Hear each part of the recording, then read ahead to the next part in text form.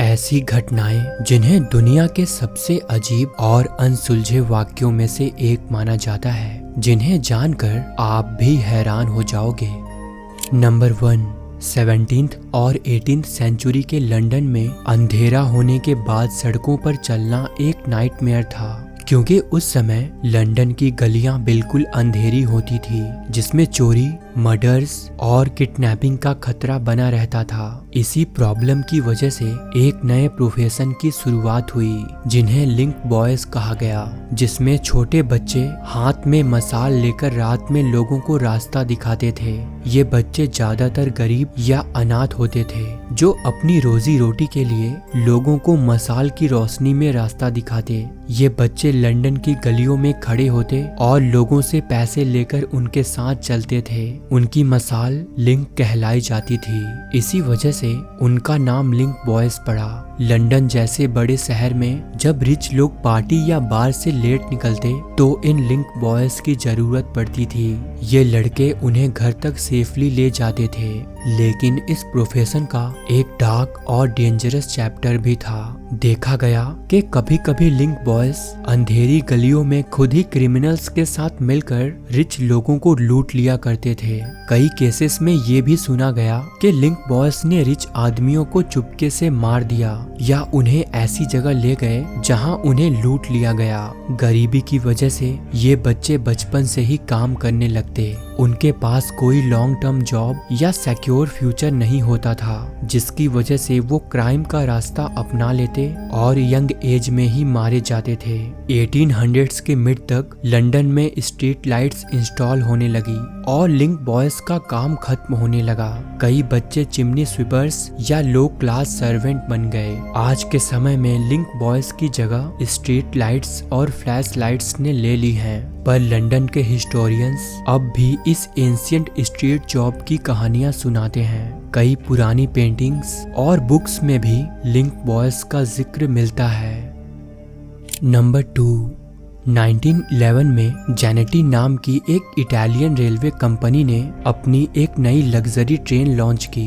ये एक modern steam train थी जिसमें 106 पैसेंजर्स और स्टाफ मेंबर्स थे। ये ट्रेन रोम से लोम्बार्डी तक का सफर तय करने वाली थी, जिसमें सिर्फ हाई क्लास लोग ट्रैवल कर रहे थे। ट्रेन रोम से चली तब सब कुछ नॉर्मल था, लेकिन जैसे ही ट्रेन लोम्बार्डी में एक टनल में एंटर हुई तभी अचानक से वो ट्रेन वैनिश हो गई।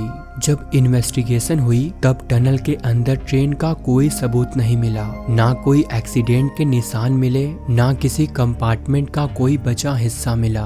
सिर्फ 2 पैसेंजर्स बच गए थे, जो टनल के एंट्रेंस पर ही डर से नीचे कूद गए थे। उन सर्वाइवर्स ने बताया कि टनल में एंटर करते ही उन्हें एक अजीब धुंध महसूस हुई, जो उनके आसपास फैल गई। फिर पूरी ट्रेन एकदम डिसॉल्व होने लगी और वो डर से नीचे कूद गए। ट्रेन के 104 पैसेंजर्स और क्रू मेंबर्स हमेशा के लिए गायब हो गए थे।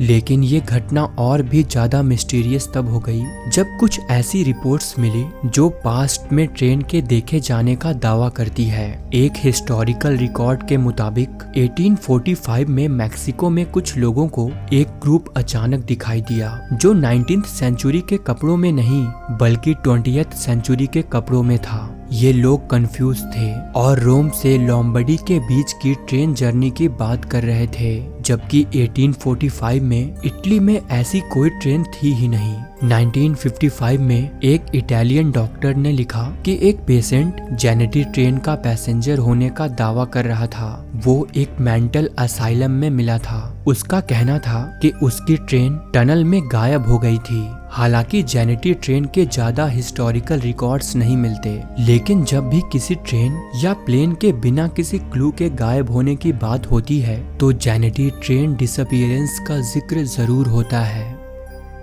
नंबर 3, 1863 में कनाडा के चैटबक्टो बीच के किनारे एक ग्रुप ऑफ फिशरमैन ने देखा कि समुद्र के किनारे एक अजनबी पड़ा है। सबसे अजीब बात यह थी कि उसके दोनों पैर घुटने के नीचे से कटे हुए थे। वो एकदम से चुप था ना वो कुछ बोल रहा था, ना ही किसी सवाल का जवाब दे रहा था। जब लोगों ने उससे उसका नाम पूछा तो उसने बस जेरोम जैसा कुछ कहा। तभी से उसका नाम जेरोम रख दिया गया। सबसे बड़ी मिस्ट्री ये थी कि जेरोम के पैर किसने काटे थे। क्या वो किसी क्राइम का शिकार था या किसी ने उसे पनिशमेंट दी थी। डॉक्टर्स ने देखा कि उसके पैर एकदम क्लीन तरीके से कट किए गए थे, जिसमें कोई इन्फेक्शन नहीं था, जैसे किसी एक्सपर्ट सर्जन ने ये काम किया हो। नोवा स्कॉटिया एक बहुत बड़ा शिपिंग रूट था और शायद जेरोम किसी अननोन शिप का सर्वाइवर था जो समुद्र में डूब गई और हादसे में उसके पैर कट गए थे। जबकि कुछ लोगों का कहना था कि वो यूरोप के किसी रॉयल फैमिली का आदमी हो सकता है, जिसे पॉलिटिकल रीजन के वजह से उस हालत में छोड़ दिया गया था, क्योंकि उसके हाथ बहुत सॉफ्ट और स्मूथ थे, जैसे उसने कभी मेहनत का काम नहीं किया हो। जेरोम को एक लोकल फैमिली ने अपने घर में रखा, लेकिन उसने कभी कोई प्रॉपर बात नहीं की। वो सिर्फ थोड़ी सी फ्रेंच लैंग्वेज समझता था। उसने कभी नहीं बताया कि उसके साथ क्या हुआ था। आखिरकार 1912 में उसकी मौत हो गई और ये राज हमेशा के लिए एक मिस्ट्री बन गया। आज भी नोवा स्कॉटिया में Jerome the man of mystery की कहानियां चलती हैं, लेकिन उसका सच हमेशा एक अनसॉल्व्ड एनिग्मा ही रहेगा। नंबर 4, 16th सेंचुरी के हिस्टोरिकल रिकॉर्ड्स में लिखा गया एक ऐसा अनएक्सप्लेन इवेंट मिलता है जो आज भी लोगों के समझ से परे है। असल में 24 अक्टूबर 1593 को गिल परेज नाम का एक स्पेनिश सोल्जर मैनिला फिलीपींस के गवर्नर्स पैलेस के बाहर ड्यूटी पर था। उसी दिन मैनिला के गवर्नर को मार दिया गया था, जिसकी वजह से सिटी में टेंशन थी और सभी सोल्जर्स अलर्ट थे। गिल पेरेज भी अपनी पोस्ट पर था। जब उसे थोड़ा रेस्ट लेने का ऑर्डर दिया गया, तभी 1 सेकेंड के अंदर बिना किसी एक्सप्लेनेशन के वो मैक्सिको सिटी के प्लाजा मायोर में पहुंच गया। मैनिला और मैक्सिको के बीच पैसिफिक ओशन है और दोनों जगह की दूरी 9000 माइल्स यानी 14000 किलोमीटर से भी ज्यादा है। उस जमाने में ये सफर सिर्फ शिप्स से होते थे, जिसमें 2-3 महीने लगते थे। मैक्सिको के सोल्जर्स ने परेज के यूनिफॉर्म को देखकर उसे अरेस्ट कर लिया। परेज ने बताया कि उसे नहीं पता कि वो मैक्सिको कैसे आया। वो तो फिलीपींस के गवर्नर्स पैलेस के बाहर ड्यूटी पर था, क्योंकि गवर्नर को मार दिया गया था। मैक्सिको के लोग शॉक्ड थे, क्योंकि उनके पास मैनिला के गवर्नर की डेथ की न्यूज अभी तक नहीं आई थी। 2 महीने बाद एक शिप मैनिला से मैक्सिको आई, जो गवर्नर की डेथ की खबर लेकर आई थी। ये खबर सुनकर सभी शॉक्ड हो गए, क्योंकि गिल परेज ने वो न्यूज 2 महीने पहले ही बता दी थी। फाइनली मैक्सिको के ऑफिशियल्स ने उसे मैनिला वापस भेज दिया। ये घटना टेलीपोर्टेशन या टाइम ट्रैवल जैसी लगती है। शायद गिल किसी मिस्टिकल या अननोन एनर्जी के कारण टेलीपोर्ट हो गया हो। सबसे चौंकाने वाली बात ये थी कि इस इवेंट का मेंशन ऑफिशियल स्पेनिश रिकॉर्ड्स में मिलता है, जो इसे एक इंटरेस्टिंग मिस्ट्री बनाती है, क्योंकि 16th सेंचुरी में लोगों को टेलीपोर्टेशन का कॉन्सेप्ट पता भी नहीं था। उस समय में साइंस इतनी एडवांस नहीं थी कि लोग इंस्टेंट ट्रैवल या क्वांटम मैकेनिक्स जैसे आइडिया समझ सकें, और इसीलिए ऐसी स्टोरी बनाना भी लोगों के लिए इम्पॉसिबल था। नंबर 5, 1902 को मार्टिनिक आइलैंड के एक छोटे से शहर में एक ऐसी घटना हुई जो हिस्ट्री में एक मिस्टीरियस केस बन गई। असल में सेंट पियर मार्टिनिक का एक खूबसूरत कोस्टल सिटी था, जिसे पेरिस ऑफ द कैरिबियन भी कहा जाता था। 8 मई 1902 की सुबह को माउंट पैली वॉल्केनो इरप्ट हो गया और पूरा शहर कुछ ही सेकेंड्स में तबाह हो गया। इस इरप्शन में 30,000 से ज्यादा लोग सिर्फ एक पल में जलकर मर गए। लेकिन इस ट्रेजेडी की सबसे अजीब बात यह थी कि इस शहर के सभी क्लॉक्स एक ही वक्त पर रुक गए थे, जैसे टाइम फ्रीज हो गया हो। इसीलिए इस घटना को the time freeze of Saint Pierre के नाम से भी जाना जाता है। रिसर्चर्स का कहना था कि वॉल्केनो के सुपर हीटेड गैसेस जो 1000 डिग्री सेल्सियस से भी ज्यादा हो सकते हैं, और ब्लास्ट वेव्स ने सिटी के मैकेनिकल क्लॉक्स को इंस्टेंटली स्टॉप कर दिया होगा।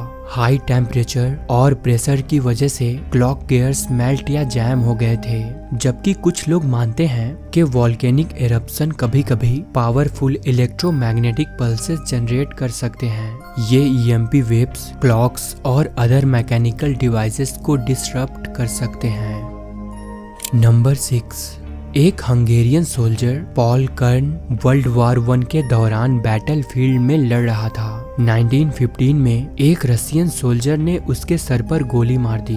गोली उसकी फ्रंटल लोब में लगी थी, लेकिन सरप्राइजिंग बात ये थी कि वो फिर भी बचा रहा। डॉक्टर्स को लगा कि वो मर जाएगा या कोमा में चला जाएगा, लेकिन वो 1 साल तक बिना हिले डुले सिर्फ सोया रहा और अचानक से एक दिन वो होश में आ गया। लेकिन हैरान करने वाली बात ये थी कि उसके बाद से वो कभी सो नहीं सका। रिकवरी के बाद डॉक्टर्स ने नोटिस किया कि वो कभी सोता नहीं था। पॉल कर्न फुल्ली कॉन्शियस और एक्टिव था, बिना किसी स्ट्रेस के।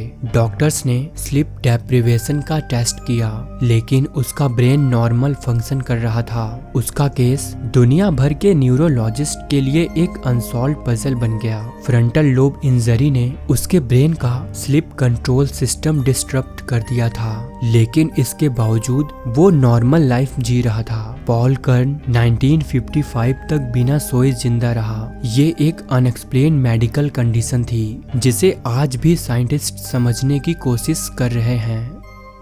नंबर 7, जोर ग्रैंडो एक छोटे से गांव क्रिंगा क्रोएशिया का रहने वाला एक आम आदमी था। 1669 में एक अननोन डिजीज की वजह से उसकी डेथ हो गई, लेकिन उसके मौत के बाद गांव वाले एक अजीब हॉरर का सामना करने लगे। उसके मरने के कुछ दिन बाद लोगों ने देखा कि वो रात में गांव में दिखाई देता।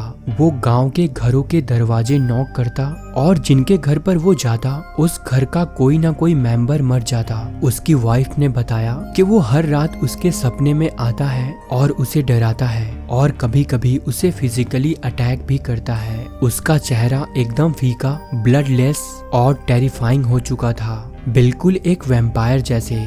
ऑस्ट्रियन हिस्टोरियन जोहन वैकहर्ड वॉन वॉल्वासॉर ने अपनी 1689 की book the glory of the duchy of Carniola में इस इंसिडेंट को डॉक्यूमेंट किया है। उन्होंने लिखा है कि लोगों ने उसके कब्र को वुडन स्टेक से सील करने की भी कोशिश की, लेकिन इसका कुछ असर नहीं हुआ।